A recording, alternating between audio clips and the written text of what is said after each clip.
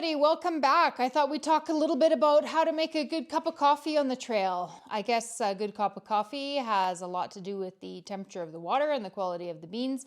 We're not really going to be talking about that. We're going to talk more about how to make a cup of coffee on the trail. How you make your coffee kind of depends on how much weight you want to carry and how much garbage you want to deal with in the end.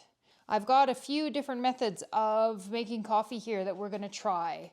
One is the AEROPRESS Go. This is new from AEROPRESS. I have no idea how to use it, so we're going to have to read the instructions together. And it says scan before you brew, so I guess that's what we'll be doing. We're going to look at the heaviest and probably most delicious coffee makers first and go down to what's the absolutely lightest way to make coffee on the trail. So first up is the AEROPRESS Go. I am reading the instructions for the first time as I do this. It says we are supposed to push the plunger out of the chamber like this. Take one of these little coffee filters that they supply, and I'm sure that you can buy these coffee filters if you run out. You're supposed to put a coffee filter in the filter cap like so, and then twist the filter cap onto the chamber. You're supposed to pull this out, stand the chamber on top of the coffee mug. I've got my GSI Outdoors coffee mug. They provide you a scoop. And you're supposed to put one rounded scoop of finely ground drip fine coffee. So if you're going to use this AEROPRESS, you either have to bring yourself a grinder with coffee beans, which is going to be pretty heavy, or you have to pre-grind yourself some beans before you go and put them in a little baggie or something like that. I have pre-ground beans. I've already done a fine grind here, so I am going to use it from my pre-ground coffee. Get a little more because it says that you should do a rounded scoop. It's roughly that. See how messy this is? Ooh, the scoop is pretty big. There we go. Now it says shake it to level the coffee. That looks pretty level. Add water. They tell you 175 degrees Fahrenheit. I have pre-boiled this water. Of course, you're going to have to boil this on your camping stove, whatever that might be. It says you can use room temperature water for cold brew coffee. You're supposed to put this up to the 1. The 1, a 2, and a 3. Okay, so it says espresso style is drink as it is. So espresso must be up to the 1. All right, there it's up to the 1. And you're supposed to stir it. They give you this little stir stick. Of course, you don't need to bring this with you, and you can just use whatever you've got on the trail. That'll save you some weight. Stir it for about 10 seconds for hot brewing. Now we put the plunger on, and it says press gently. Pause when you feel resistance until the plunger reaches the ground. So here we go. One thing that I am finding is this mug is a little bit too big. This coffee press just fits on it. Is that done? Is there coffee in there? There's coffee in there. Wow, okay, that was easy.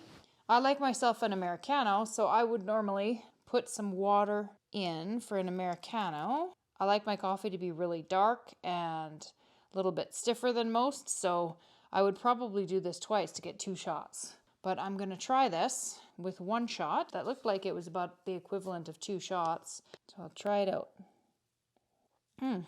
Not bad. Not bad. I'll definitely drink that.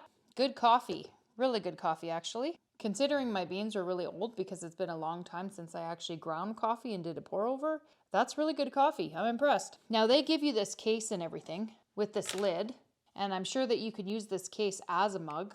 So that might save you some weight if you don't want to bring a mug. But if you don't want to bring the case, because that case is kind of heavy, and there's a lid here. I'm not sure what that's for. I'll have to look.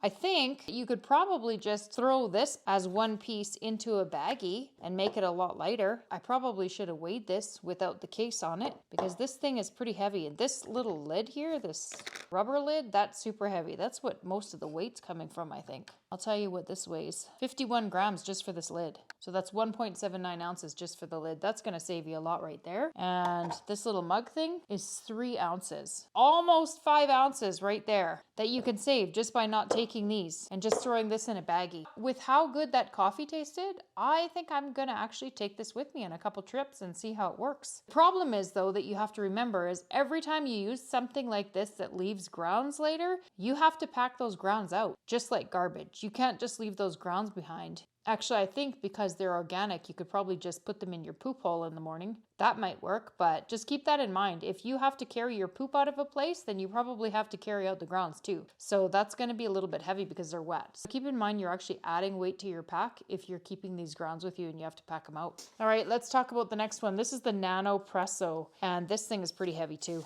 I have also the extra little chamber here that works with the Nespresso coffee pods. So I'm going to show you the difference between the two ways, tell you the weight. This thing by itself is 12 ounces, so that's seriously heavy. I think that's even heavier than the AEROPRESS was, and definitely heavier than the AEROPRESS without the little mug thing here. Okay, so I just watched a video on how to do this because it's been a really long time. You're supposed to take coffee, put it in this little scoop, and take the lid off the top, which is the filter side that you put the coffee in. You're supposed to put 8 ounces of coffee in here. So I think that's basically one shot. Whoop. And you're supposed to use the back end of the scoop and get it nicely tamped. You're supposed to get it very close to the top of the little filter container, and I need to add some more coffee because I am not close to the top. You're supposed to be able to take this out and weigh it if you really want to bring a scale with you, which I doubt you want to do on a backpacking trip. It's supposed to weigh 8 ounces. So I've done that. Screw the cap back on, and now you're supposed to put boiling water in the other side, at least 190 degrees. You fill this up to the little fill line like so, and obviously you don't want to tilt this over. You want to take this part and put it on top and make sure everything's tight. And it's supposed to take about 7 pumps before it's fully ready. You're supposed to be able to get 18 bar of pressure out of this. 1, 2, 3, 4, 5, 6, 7. And now it's supposed to get harder. Oh yeah, I can feel it. It's getting a lot harder. Now it's going to be about 30 pumps in total before it's all extracted. So you can see this works your hands a little bit. It's almost done. It's just kind of dripping out now. I would say that's about it. So now you have to take it all apart and clean it and dispose of the beans again, or put it in a baggie and take it home with you if you have to carry it out. So this is the NANOPRESSO with the Nespresso adapter. You have to unscrew this off of the NANOPRESSO. You have to take out the little coffee filter side, and then you have to put the NANOPRESSO adapter inside. You put the coffee capsule in like so, and then you put this on top, screw it on, put your water in this side, just the same way we did before. And you put this on top, do it all up, make sure it's tight, and you start pumping. Just like you did before. And the coffee's coming out. It's a very nice creamy espresso. Just keep going till you're done. And then of course, if you're bringing those little Nespresso pods, that's a little bit of garbage that you have to haul out. But I honestly think that it probably weighs the same or less as the regular coffee grinds, because you're going to be leaving this thing at home and you're using less coffee. Somehow Nespresso has some magical way to make a shot out of less coffee. I'm not sure how that works, but you can also leave this end at home and then you just have this. I'm not sure if that all weighs less. I will let you know though. Take out the little pod and I'll screw this back on and I will weigh it. 13.34 ounces. I don't know if that's less or more because I don't remember what it weighed before I did this whole adapter thing. I'll have to look back in the video and then I will let you know at the bottom of the screen. So that is one shot, and to make an Americano, of course, you're going to put some water in and try it out. This gives me a second shot to my coffee, and I already know that this tastes great because I've used this before. However, I do not take it with me when I'm backpacking anymore because it's just way too heavy. I will show you next what I prefer to do when I'm backpacking. And I believe that this is also supposed to be a very fine ground coffee, so keep that in mind. You have to pre-grind your beans or again, take a grinder with you. And a grinder is really heavy, so don't do that. Just pre-grind your beans. All right, the next thing is this little GSI coffee filter, and this thing is really neat. I like it because it sits on top of your mug and it keeps the basket high so that you can use your entire mug. I'm going to show you the next item, which actually sits inside the mug and doesn't let you use the entire mug, which is a little bit annoying. So all you do is you put your coffee grinds in here and then you pour over. You're probably going to have to just use your pot to pour over, or if you want to, of course, you can bring a tiny little pour over kettle with you. But again, that's going to add weight. And the whole point of this thing is so that you don't have to bring a whole lot of weight. I'm not going to bother showing you how to use it because it's pretty straightforward. You just put the coffee grinds in here, So for pour over coffee, you're supposed to use more of a medium grind, not a fine grind like the other machines. So make sure you pre-grind your beans to a medium grind. And with this, again, you have to dispose of those grinds when you're done. And you also have to wash your filter. So this does take a little bit more water. So you just have to rinse it out. You do have to still take the coffee grounds home. Or again, if you're allowed to, you can throw it in the hole that you dug out in the morning. So the next one that I'm going to show you, which gives you a little more garbage that you have to take home, because this is not a washable filter. These are the Kuju coffee pour over that come each with their own filter. So I'm going to open this up for you. Here we go.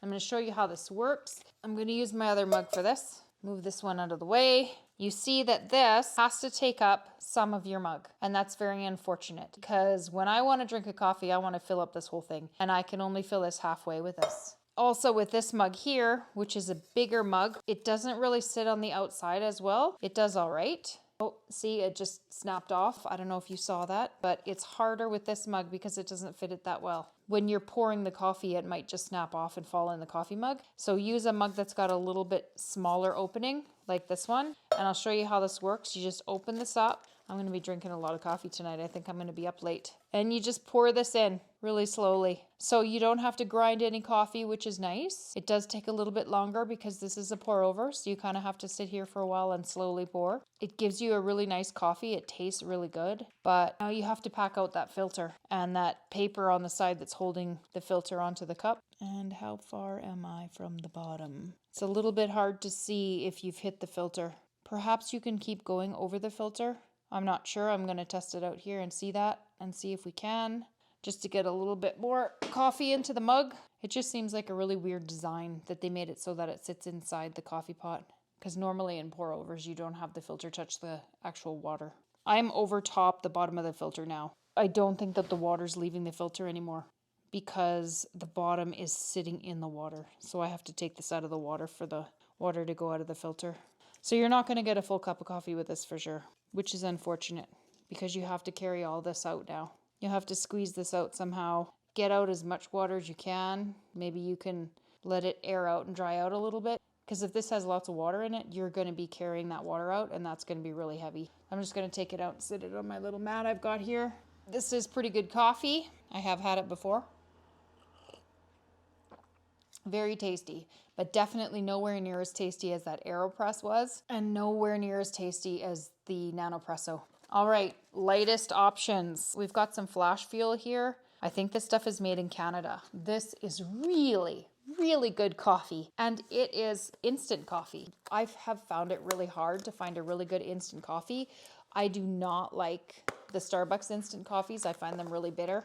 But these flash fuels are awesome. And the only garbage that you have to take out is this little package. So it's super lightweight to carry in and super lightweight to carry out, because you're drinking all of the contents because it just dissolves in the water. So this is what I usually do and what I take with me.